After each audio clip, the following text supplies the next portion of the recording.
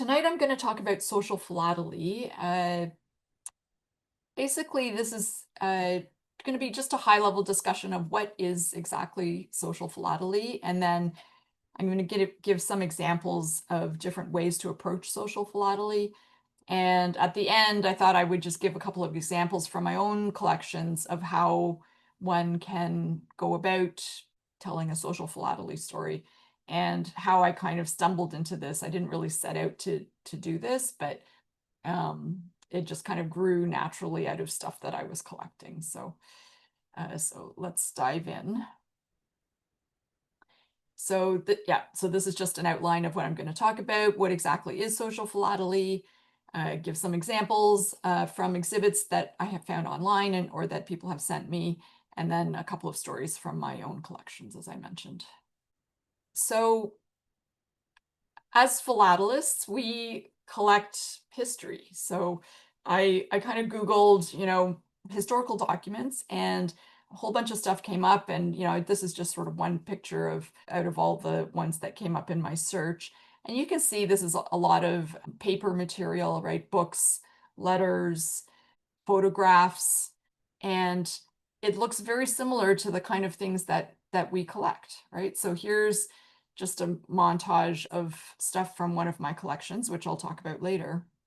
But the kind of material looks very similar, right? So there's printed letters, there's handwritten letters, there's some postcards, and some of the stuff is a bit different. There's stamps on a couple of the postcards, but it just kind of gets across the idea that what we're collecting is really a part of history. And a lot of times these covers and cards that we collect can tell some very interesting stories if we just dig down into them a little bit. So, the definition of ephemera are basically things that exist or are used or enjoyed for only a short time. So these are often things that are, meant to be used or enjoyed and then discarded. So people wrote letters back and forth and didn't really expect necessarily people to keep them, although a lot of people saved letters.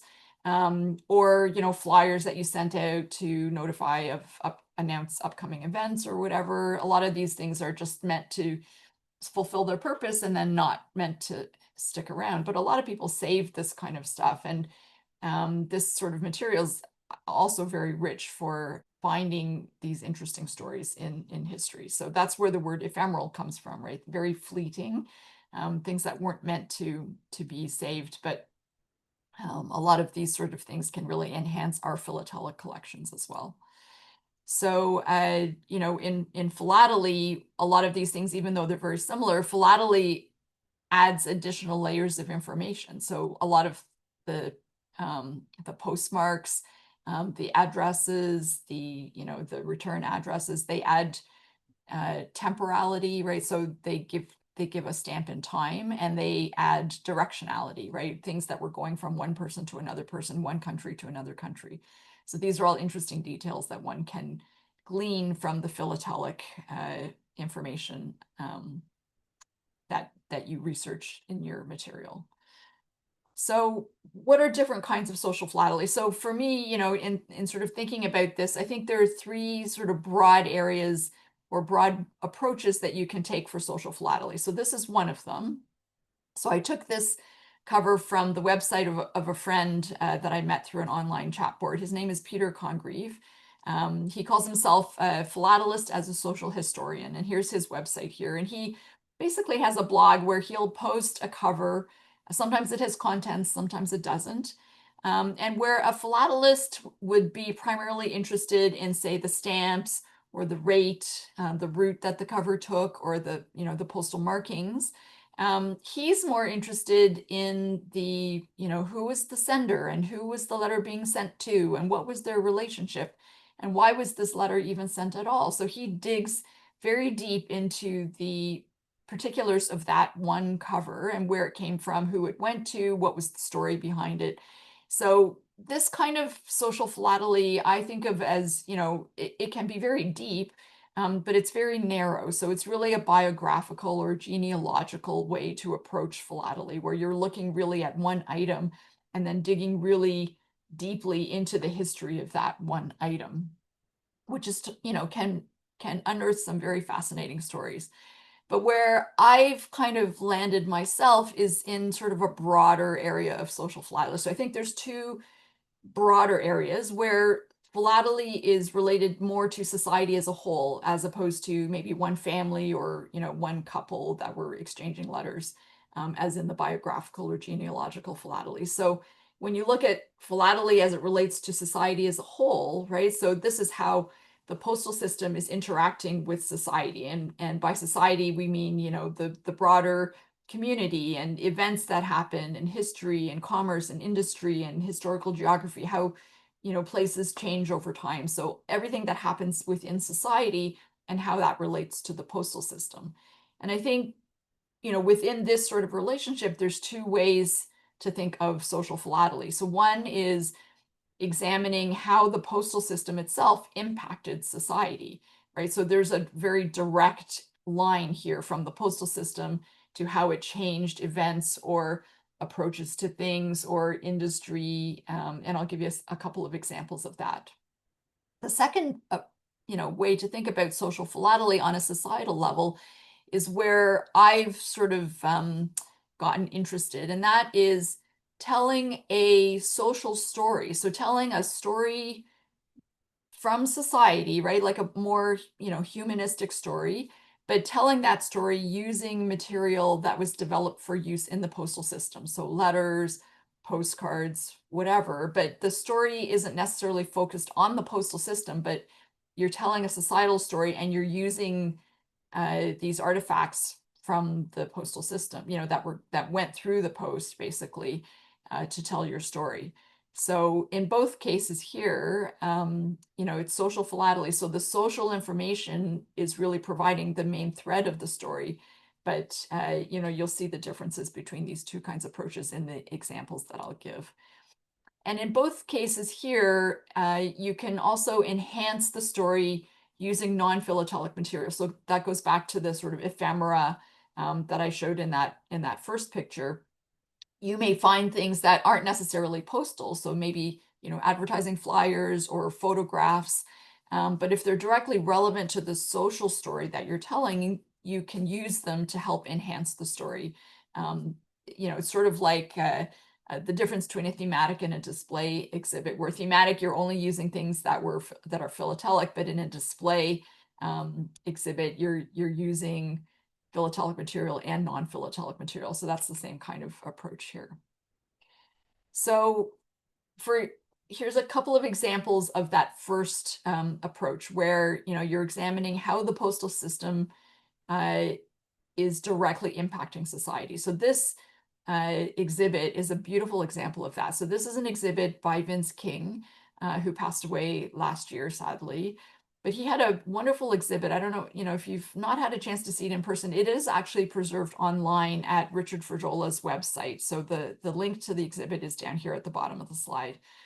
It's a beautiful exhibit, and it basically tells how the proliferation of postage stamps, so the introduction of adhesive postage stamps, how that led to the hobby of stamp collecting, right? So of course, before stamps, there was no stamp collecting.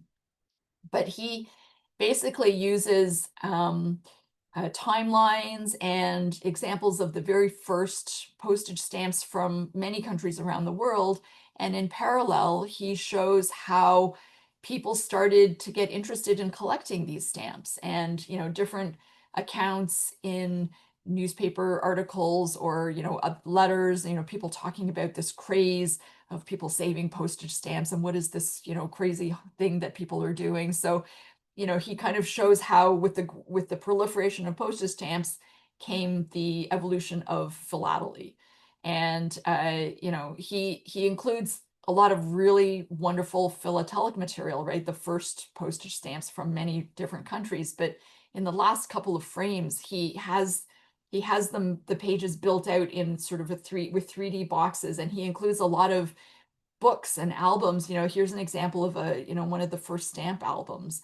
And he has lots of other examples of books where he's found somebody's written a description about a person who's starting to collect stamps. So it's just, this is a really great example of how the postal system and the development of adhesive postage stamps led to this hobby in society of stamp collecting. So it's a perfect example of that kind of social philately. This is another exhibit. This is by Chip Gleedman. You can find the whole exhibit as well on his website with the link to it is down here. This is a one frame exhibit that it's called Mail Routes of Rupert's Land, British North America. And basically Rupert's Land refers to the land that was granted to Prince Rupert, who was the founder of the Hudson's Bay Company. This exhibit is really a postal history exhibit where he illustrates the different mail routes that went through Rupert's Land. So he's framed it as a postal history exhibit, but I think, this is a kind of exhibit that has the potential to be a social philately exhibit. If you look at if you were to examine, for example, the impact of the mail routes, as the mail routes were developed, and how did that impact and parallel the development of industry and the proliferation of industry along those mail routes, right? Because communication is obviously very necessary for industry to flourish. And so I think, this is the sort of exhibit that has great potential to tell a social story. Although he doesn't frame it this way, but there's a very strong link between social philately and postal history, which you'll see later on as well. So those are a couple examples of that first approach. What I enjoy and I think is potentially more accessible or more fun is to tell different kinds of social stories, but using material that was developed for use in the postal system. So this is an example of a one frame exhibit by Alexandra Glash, and she's in Montreal. And so her exhibit, she uses picture postcards to tell the story about expat Irish immigrants and how they maintained links back to their homeland. And she uses postcards, St. Patrick's Day postcards, and all the sort of illustrations of things that were reminiscent or nostalgic of things that were in their former communities. So things like, leprechauns and four-leaf clovers and all the sort of pictures of things that were reminiscent of their home back in Ireland. So she's telling a story that's not a story about the postal system, but it's a story where she's using these picture postcards that went through the post. And in this case, it's a picture postcard exhibit. So she's really only using the picture side of the postcard because most of these postcards, I think, probably have messages that are not related to what's pictured on the front, right? So these would be postcards that people were sending, just telling about what was happening or, sending greetings, happy St. Patrick's Day or whatever. But the messages on the back would not really be related to the pictures on the front. So she's using really just the fronts of the postcards here. This is a different postcard exhibit. So this is by Dawn Hammond. She's the president of the ATA, and she has a lot of wonderful postcard exhibits. And this particular one I really liked. This is a one frame exhibit where she tells about the business of an entrepreneur named Edwin Costin, who decided to try to make money selling ostrich feathers to American women, as a sort of fashion statement. And so she, again, uses a lot of picture postcards illustrating these sort of, very fancy ostrich feathers as part of the sort of fashion of women at the turn of the 20th century.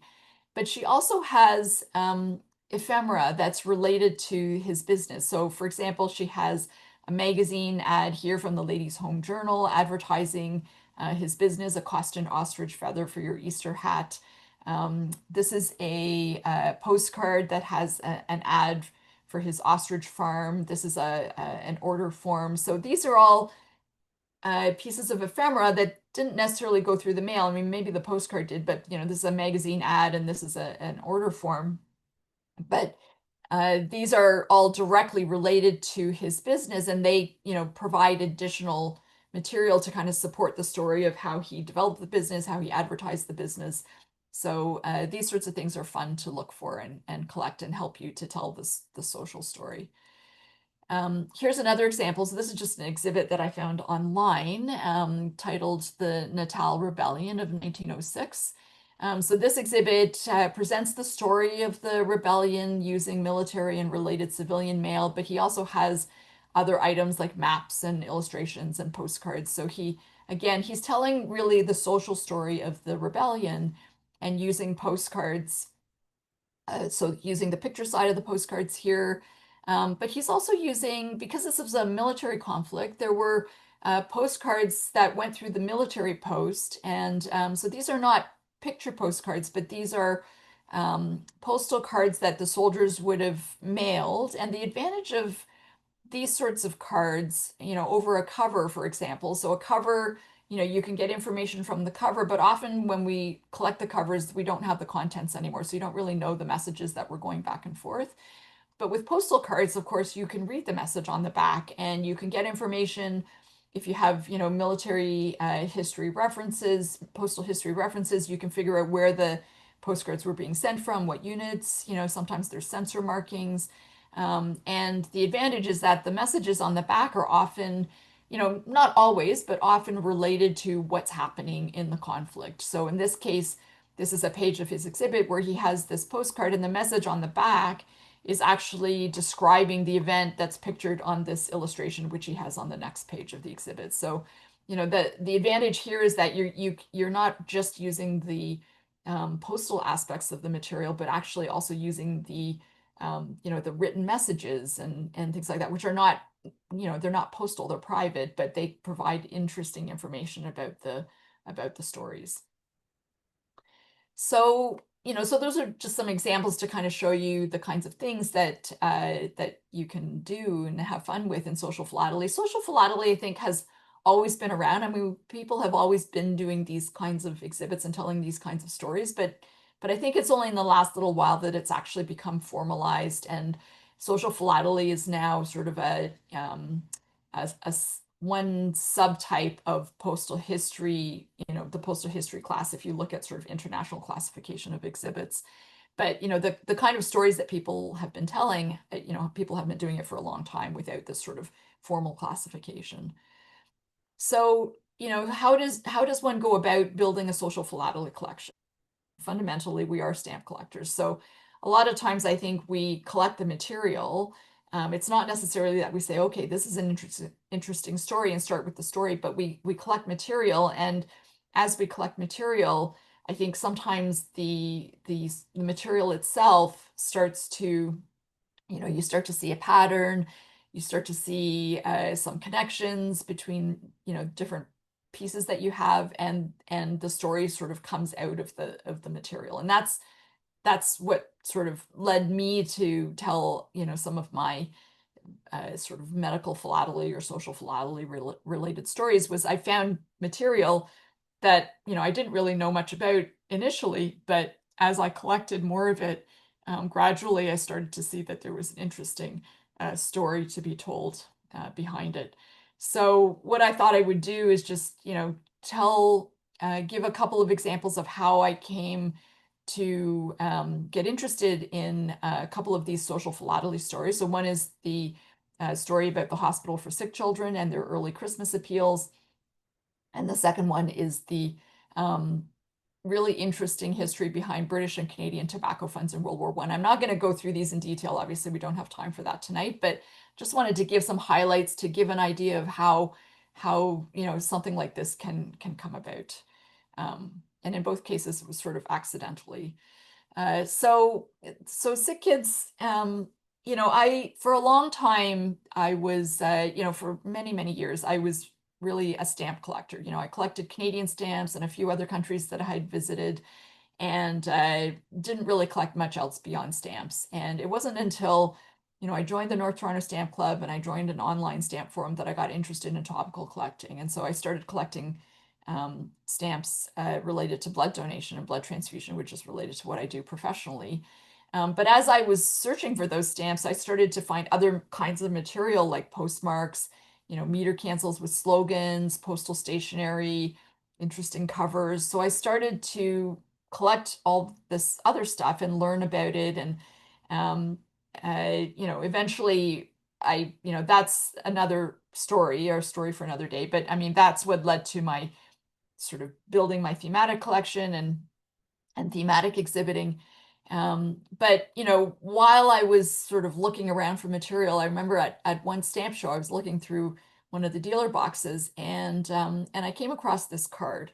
So it's a card from the Hospital for Sick Children. I really didn't know. I mean, I obviously knew the hospital, but I didn't know anything about the postal, what this card was, what the purpose of it was. It just looked interesting. And I was, it caught my eye because of the hospital connection. And I was sort of, looking for stuff that was sort of had medical connections. And on the back of the card was this illustration of club feet. So club feet is a deformity that some kids are born with, where their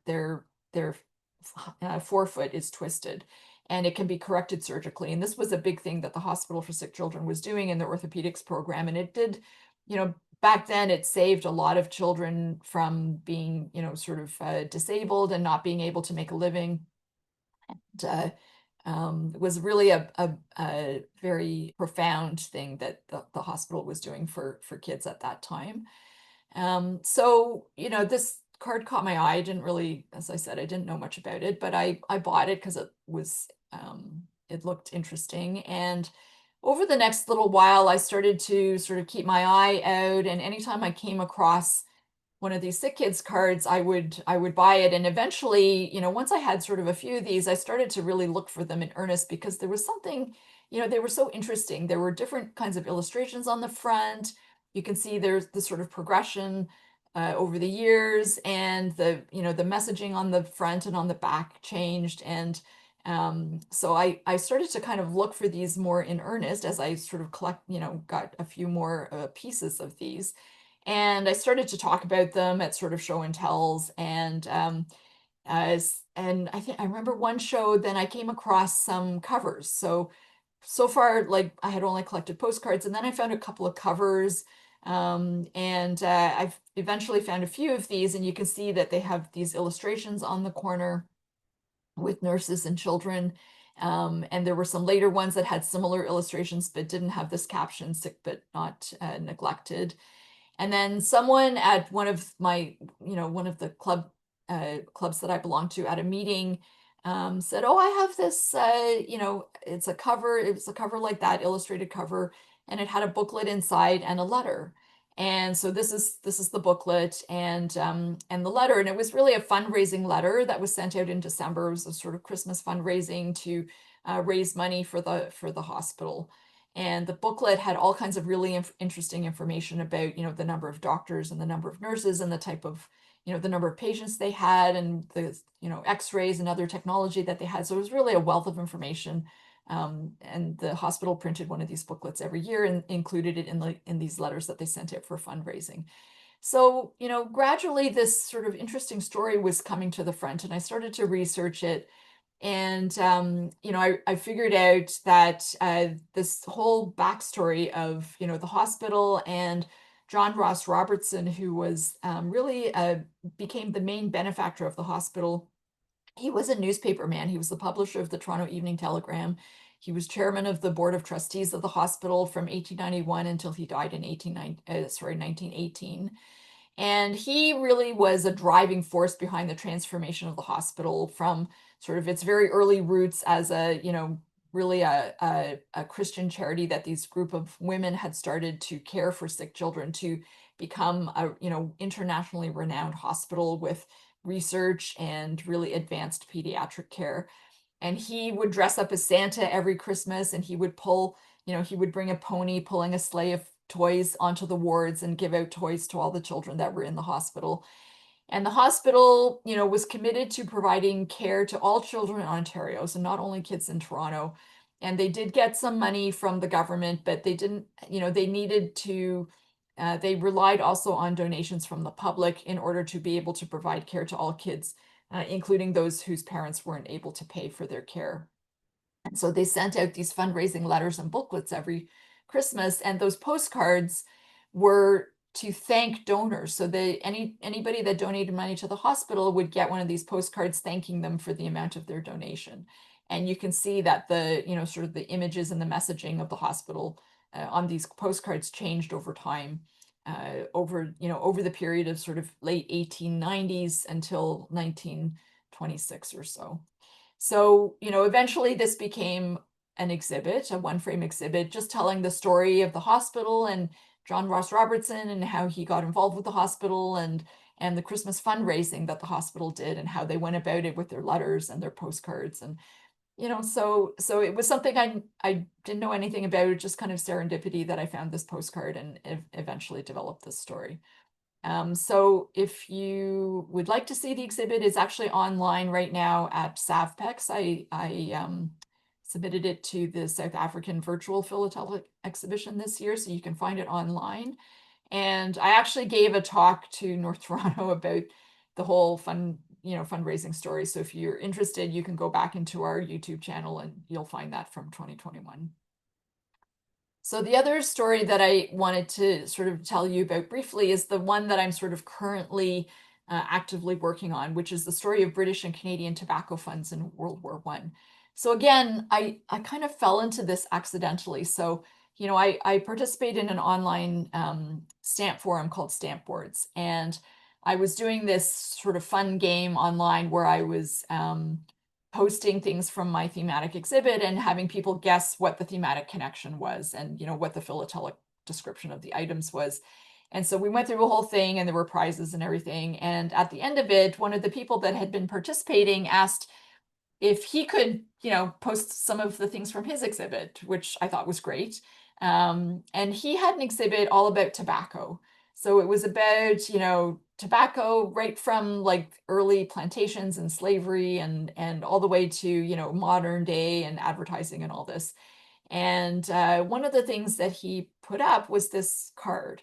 And I had no idea. I'd never seen it, a card like that. I had no idea what it was. And someone else actually who was participating, figured out what this card was. So what this card is so it's a card from World War I. And basically, it was a postcard that was included in a parcel of cigarettes or tobacco that was sent to a soldier serving overseas. And the soldier, and on the front of the card is written the name and address of the person who donated the money to supply the tobacco and cigarettes. And on the back of the card, the soldier would write, thank you for the cigarettes or, tobacco, and then put it in the military post, and it would get mailed back to the donor. And, it's got this picture of a British soldier, a Tommy, sitting on a crate, smoking and saying, "Are we downhearted?" which is from a British World War I war song. So I thought, oh, that's kind of cool. I'd never seen one. It was, it's always interesting to learn about new things. And I didn't really think any more about it. A couple of years later, I was at a stamp show in Milwaukee, the American Topical Association's National Topical Stamp Show.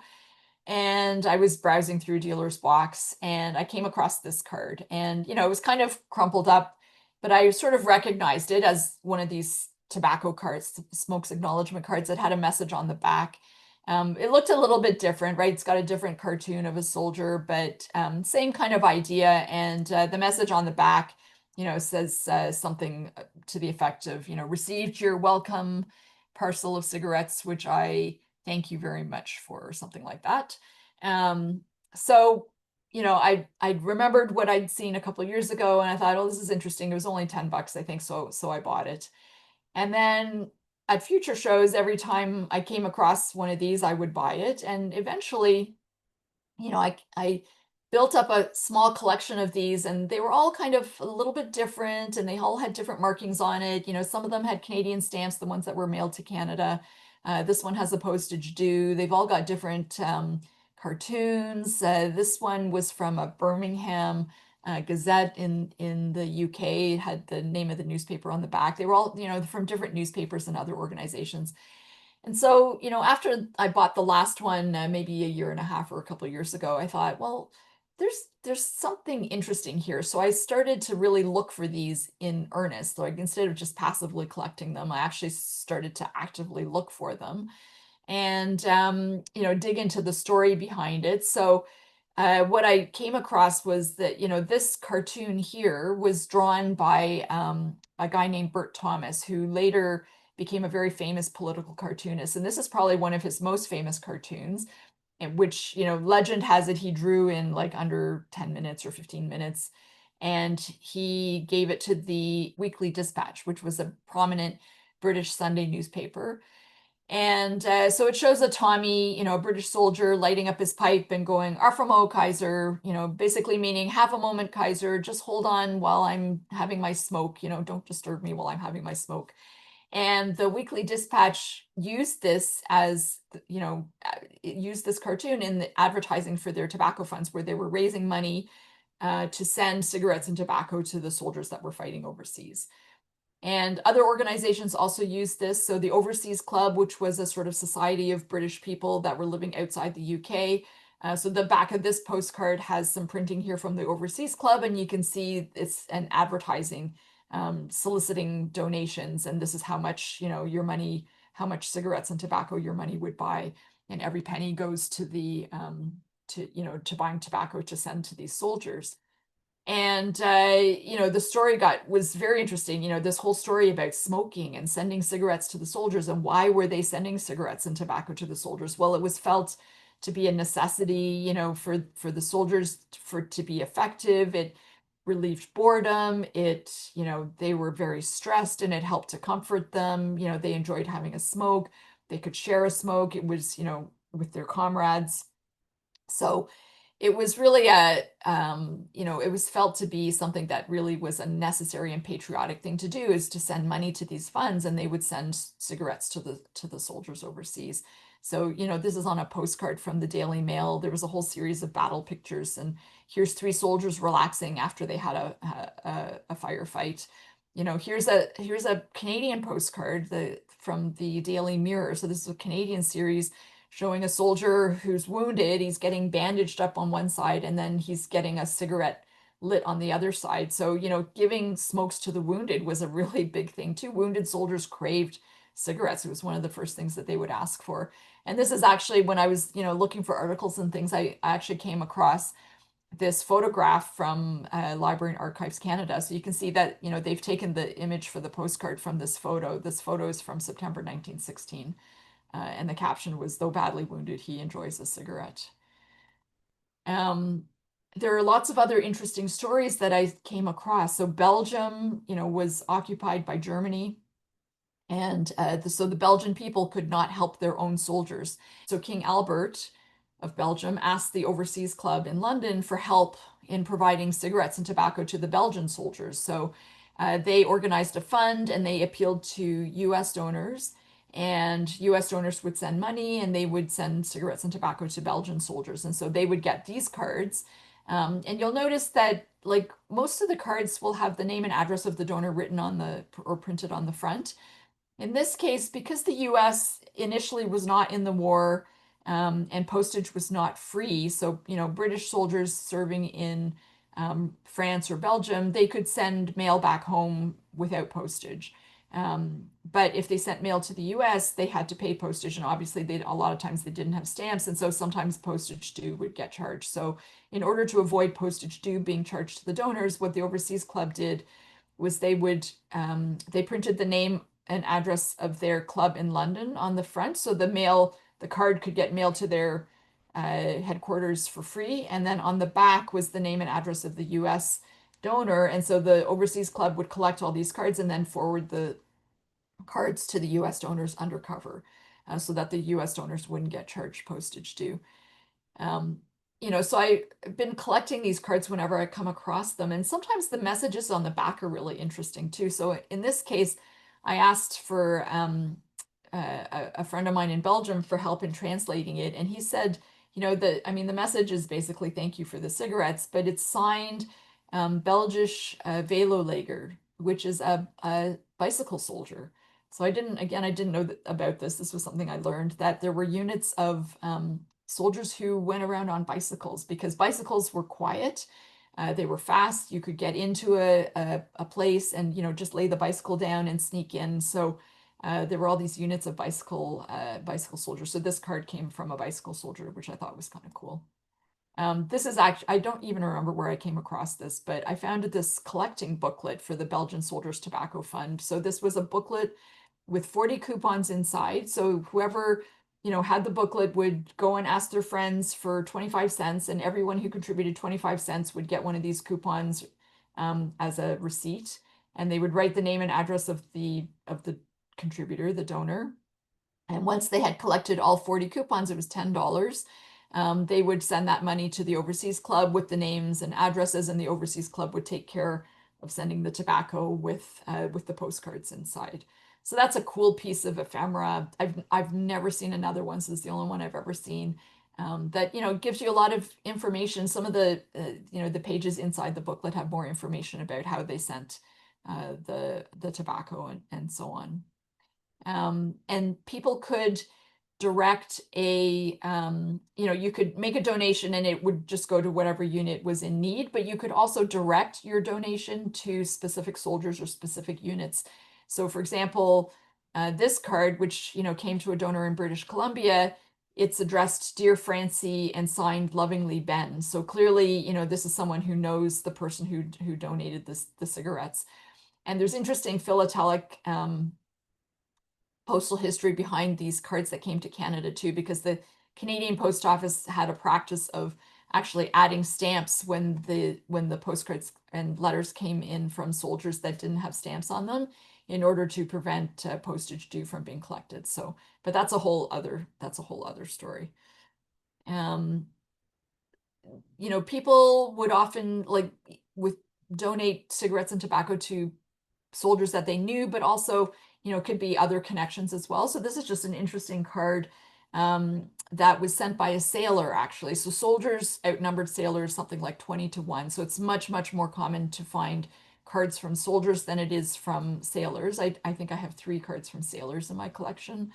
And you can tell this is from a sailor because it has this sort of barred circle cancel, which is mute, so it doesn't have the name of the city where it was mailed.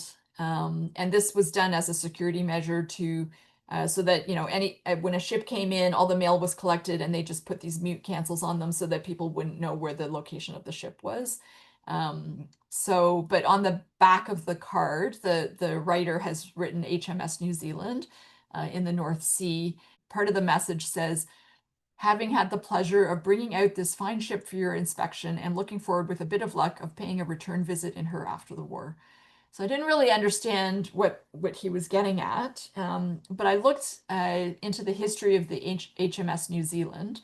So the HMS New Zealand was originally launched in 1911, funded by the government of New Zealand as a gift to Britain, and was commissioned into the Royal Navy in 1912. So this is all before the war. And in 1913, the New Zealand went on a 10-month tour of the British Dominions that included a 10-week thank you tour around New Zealand. So basically to thank the people of New Zealand who had provided this ship. And during that thank you tour, about half of the population of New Zealand, about 500,000 New Zealanders, actually went on board the ship to inspect her. So, I think the donor of the tobacco was probably someone who had gone onto the ship when she came for her tour, and the sailor had actually been on the ship as well when the New Zealand went on her tour, and was hoping to, pay a return visit after the war. So there was a sort of personal connection there, which is kind of cool. So, digging into the writing and the messages on the cards can often unearth these sort of really interesting stories. This one, so this is the last thing I'm going to show you, but this one is another great example of that. So this is a really amazing card that I, was able to snag sort of indirectly through an auction. So this card has a lot of interesting things. So it's another thank you card from the Overseas Club Tobacco Fund. This card, interestingly, so the military field post office is number PB33. So this card, which was actually mailed in January 1919, so after armistice, it was mailed from PB33, which was located in North Russia, so along the Arctic coast near to Finland. So after the war, there was what's called an Allied intervention in North Russia, where some of the Allied troops, so British, Canadian, and Serbian, went into Russia and were fighting alongside the White Russian army against the Bolsheviks. And So, there were there were British field post offices in various places where these troops were operating. So it's not very common to find mail that was mailed from North Russia. So here's a tobacco card mailed from North Russia. Not only that, it was sent to a donor in the Federated Malay States. So another really uncommon, unusual destination. So there's, two really unusual things about this card. But actually, the most interesting thing about this card is the message that was written on the back. So you can see, that obviously this message is not written in English. And it took me a little bit, but eventually I figured out that this message is actually written in Serbian. So, I made a lot of friends around the world during the COVID pandemic when I was collecting COVID material from around the world. So I asked one of my friends in Serbia and she translated for me. The message basically says, warmest thanks for friendship among allies. So what's happened here is that, the British troops got the tobacco that was donated by a donor in the Federated Malay States, sent to them in North Russia during the Allied intervention after the war. And at that time, in that location, they were fighting alongside Serbian troops, and so they shared their tobacco with their allies. And the Serbian soldier was the one who wrote the thank you message back to the donor. And it's just like, it just tells this wonderful story of what was happening. And this is an unrelated postcard, but it just, shows the same kind of camaraderie that these cigarettes and tobacco promoted, that these men could, share something in common. These are British soldiers sharing their smokes with French horsemen. So again, I've made a one frame exhibit telling the story about these tobacco funds, various newspaper funds, the overseas clubs. So if you're interested, this exhibit is also online at SAVPEX. And I gave a much longer talk to the British Empire Study Group, and it's just come up on their YouTube channel. So if you're interested, you can go have a look there. And that talk is probably about 45 minutes. So, and that's it.